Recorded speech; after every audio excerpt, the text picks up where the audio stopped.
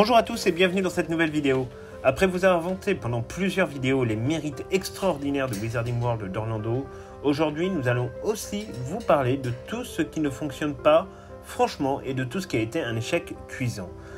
On abordera également toutes les embûches que l'on peut trouver lors de son voyage. Bon, tout d'abord, évidemment, l'emplacement du parc en lui-même, en Floride, est déjà en soi une complexité. Si on vous proposait de passer vos vacances au milieu d'un pays où on dénombre plus de 1,5 million d'alligators, des centaines de milliers de serpents, des araignées de la taille d'une acromantule, des ours, des bisons, des biches et autres ratons laveurs dans un climat ultra tropical où les taux d'humidité frôlent les 100% la moitié de l'année, de base, c'est pas super vendeur, donc vous pourriez vous poser la question de où on vous embarque. Et pourtant, c'est la réalité de la Floride. Pour nous, petits Français et Européens que nous sommes, il est sûr que le choc à la sortie de l'aéroport est violent et qu'il vous faudra 1 ou 2 journées pour vous acclimater correctement à ces températures un peu extrêmes, surtout l'été. Évidemment, la chaleur, vous allez la subir de plein fouet au sein du Wizarding World. La problématique des parcs d'attractions, si l'on met Disney Animal Kingdom à part, c'est que souvent il s'agit de zones très largement bétonnées qui du coup emmagasinent la chaleur. Avec la concentration de population et les nombreux visiteurs, évidemment le thermomètre grimpe plus que jamais. Et franchement, il est certain que vous allez ressentir cette chaleur tout au long de la journée. Si les fils intérieurs des attractions sont généralement bien climatisés, à l'extérieur vous n'aurez droit qu'à quelques ventilateurs. Néanmoins, Universal, conscient de cette immense difficulté, prend quelques mesures, à défaut de mettre en place des sortilèges de protection ou de rafraîchissement. Ainsi, les ventilateurs sont pour la plupart équipés également de brumisateurs. Ça fonctionne pas franchement des masses, mais c'est toujours mieux que rien. De plus, ils ont développé une offre assez pratique que nous vous invitons à prendre dès votre arrivée à Universal, c'est l'achat d'un grand gobelet en plastique où vous allez pouvoir boire toute la journée en continu du soda et de l'eau dans les nombreuses zones du parc, à l'exception du Wizarding World, puisque vous savez que les sodas et les boissons non naturelles ne sont pas autorisés dans le monde magique. Moyennant une participation journalière de 8 ou 9 $, vous allez pouvoir vous fournir en rafraîchissement et glaçons à longueur de journée et ça c'est plutôt une bonne idée. On vous conseille néanmoins également de vous armer de bouteilles d'eau et de vous protéger également du soleil qui tape souvent très fort dans ces zones entièrement bétonnées. D'ailleurs, on en arrive un peu au second point de notre développement et du second reproche au final que l'on peut faire au Wizarding World, c'est le manque cruel de végétation sur le parc.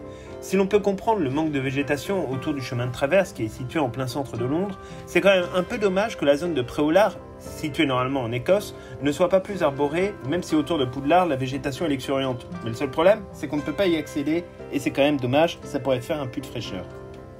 Alors, Universal a fait quelques progrès avec l'installation de sa toute nouvelle attraction, Hagrid's Magical Motorbike Adventures. Cependant, on a quand même un peu de mal à identifier les 1000 arbres censés avoir été plantés pendant la construction. On verra peut-être dans quelques années quand la végétation aura un peu évolué, mais en tout cas le manque de végétation dans cette zone renforce évidemment le sentiment de chaleur et c'est franchement quelque chose de dommage et c'est peut-être un point à améliorer dans le futur.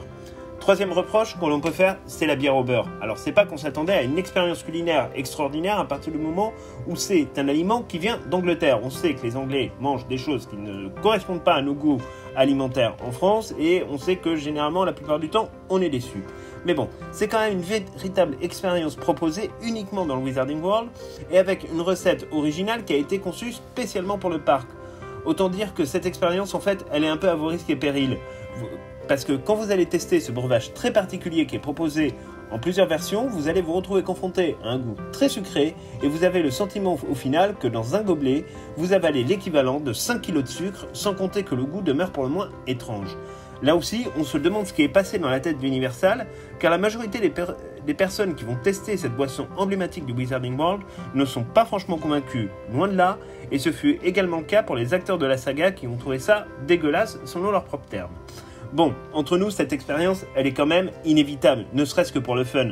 Mais prévoyez quand même une bouteille d'eau à côté, histoire de vous remettre de cette expérience plus ou moins culinaire. Cette boisson étant indispensable à toute expérience dans le Wizarding World, et compte tenu quand même d'un prix assez dissuasif à près de 10 $ le gobelet, on aurait pu espérer un peu plus de réussite sur ce produit. Mais bon, après le principal intérêt de cette boisson, et on va pas se mentir, c'est au final d'en faire de très jolies photos. Alors, on continue notre liste en évoquant également un problème qui concerne autant le Wizarding World qu'Universal dans son ensemble, ce sont les team members. Les team members, ce sont les employés d'Universal, le pendant en fait des cast members de Disney World. Si certains sont absolument exceptionnels et vous font vraiment vivre pleinement l'expérience de la magie, on en a profité nous également, notamment avec un team members sur Préolard qui vraiment nous éduquait au maniement de la baguette interactive, ou même la personne qui nous a accompagnés durant notre séjour VIP sur place.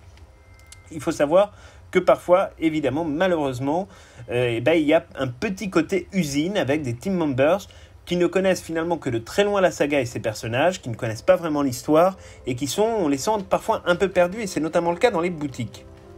Alors, c'est quand même un peu gênant quand on travaille dans le centre névralgique du culte Harry Potter, de ne pas vraiment bien connaître l'histoire et surtout de ne pas bien connaître la saga, ça c'est vraiment un truc dommage.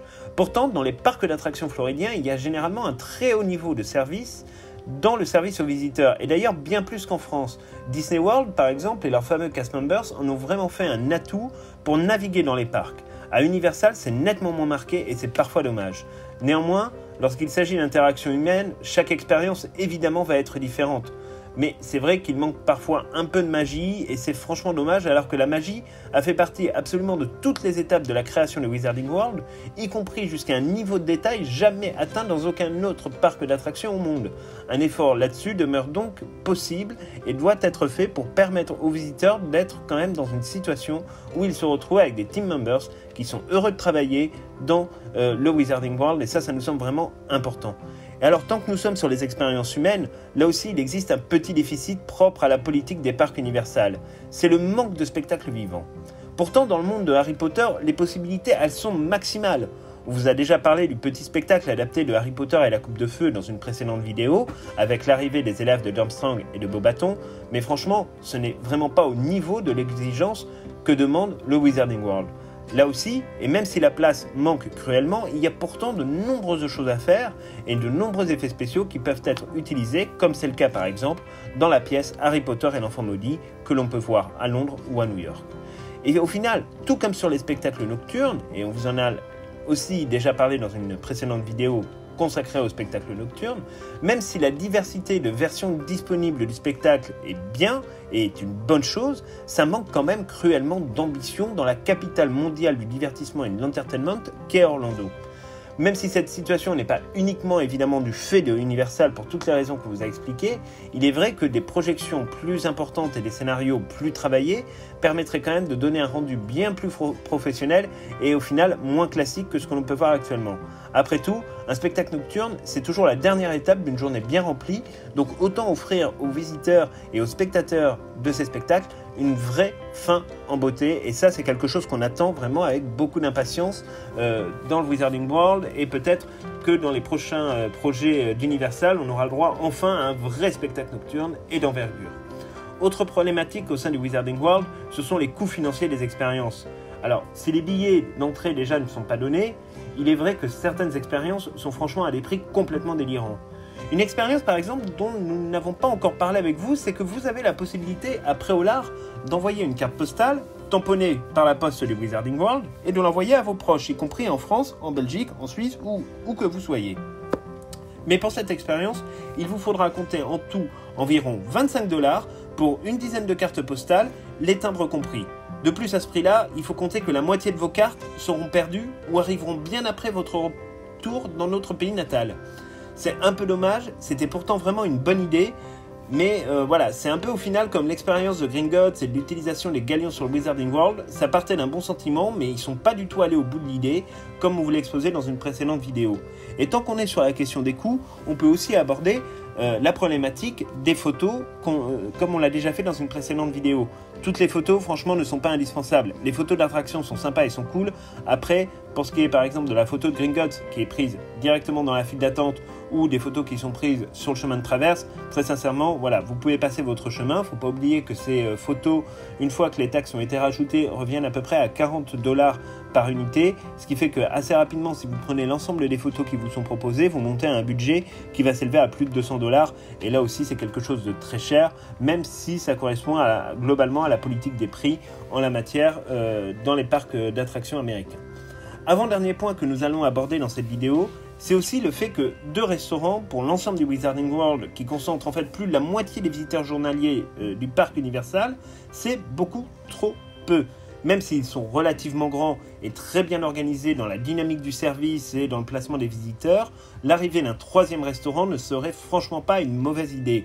Pourquoi pas par exemple avec l'arrivée d'un restaurant dans une réplique de la grande salle ou même l'arrivée de la tête de sanglier qui est l'un des lieux emblématiques de Préolard où a été créée, il ne faut quand même pas l'oublier, l'armée de Dumbledore. Cela permettrait vraiment d'enrichir le land, de proposer de nouvelles expériences, mais aussi, pourquoi pas, de mettre en place de nouvelles expériences culinaires. Et là-dessus, on peut imaginer que les Français pourraient donner peut-être quelques cours de cuisine à nos amis britanniques, on ne sait jamais, sur un malentendu, ça peut fonctionner.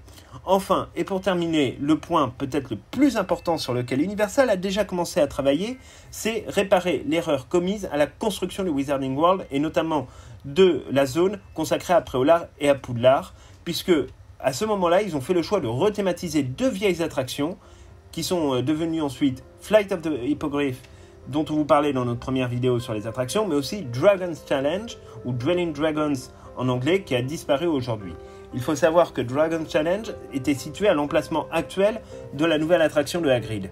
Par peur en fait de coûts démentiels et potentiellement non rentabilisés si le lancement de Wizarding World était un échec, Universal en fait avait fait le choix de ne proposer qu'une seule attraction inédite à l'ouverture du land avec Harry Potter and the Forbidden Journey. Dragon Challenge en fait c'était des montagnes russes inversées qui filaient à pleine vitesse parfois jusqu'à près de 100 km/h et qui ont ouvert en fait à l'ouverture du parc en 1999.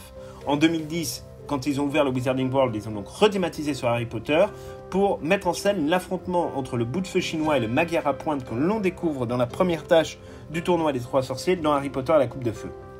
Le parcours de montagne russe, lui, n'avait pas changé. C'est une attraction extrêmement violente avec beaucoup d'inversions et qui était vraiment sur une sensation quand même assez énorme. Le problème de cette attraction, c'est qu'elle a connu aussi de très sérieux avaries, obligeant parfois des évacuations des spectateurs par hélicoptère. Mais il y a eu également plusieurs blessés, dont des personnes qui ont été mutilées, soit par des chutes d'objets, soit par des éléments des décors qui sont venus les impacter en pleine attraction. Alors si cette attraction a désormais disparu, il serait opportun d'ailleurs de faire de même avec Flight of the Hippogriff qui semble vraiment hors d'âge désormais et qui n'est plus du tout dans la thématique et même presque en redondance en fait avec Hagrid's Magical Motorbike Adventures. Donc ça c'est vraiment là aussi l'un des gros challenges qui va être celui d'Universal. Donc on vous a présenté quelques faits emblématiques de ce qui ne va pas nécessairement au Wizarding World. Il fallait bien qu'on vous dise un petit peu aussi ce qui n'allait pas, hein. C'est comme ça entre bons amis, on se dit tout et on se dit également ce qui ne va pas. Universal néanmoins fait un travail qui est colossal. La majorité des team members sont des gens qui font convenablement leur travail. Les expériences proposées, comme vous l'avez vu dans nos précédentes vidéos, sont absolument exceptionnelles et complètement inédites par rapport à d'autres parcs d'attractions. Néanmoins, il y a encore un peu de travail pour arriver à la perfection et peut-être que ces quelques pistes que nous avons évoquées sur ce qu'on peut appeler finalement les fails du Wizarding World vont permettre peut-être d'améliorer un peu les choses dans les années qui viennent et notamment dans les futures extensions qu'il pourrait y avoir autour du Wizarding World. Mais ça, on vous en reparlera très probablement dès la semaine prochaine. Dès lors, évidemment, est-ce qu'il faut tenir compte de tous ces fails en se disant « Oh là là, mon Dieu, je ne vais pas y aller ?» Absolument pas. Foncez au Wizarding World si vous en avez l'occasion parce que vraiment, vous allez vivre des expériences absolument fascinantes et c'est ce qu'on essaye de vous faire passer au travers de cette saga estivale. Voilà, on espère que cette vidéo vous aura plu, elle est un peu plus courte que d'habitude, mais en même temps c'est vrai que c'est très difficile de faire des reproches à Universal, tant cet endroit est cher à notre cœur. On vous laisse donc avec les précédentes vidéos sur notre saga estivale si vous ne les avez pas encore vues. N'oubliez pas de vous abonner à notre chaîne YouTube, de nous donner votre avis en commentaire en cliquant également sur le pouce en l'air et de vous abonner à notre chaîne en cliquant également sur la petite cloche qui vous permettra d'être tenu au courant de la sortie de nos toutes dernières vidéos en temps et en heure par notification. À très bientôt.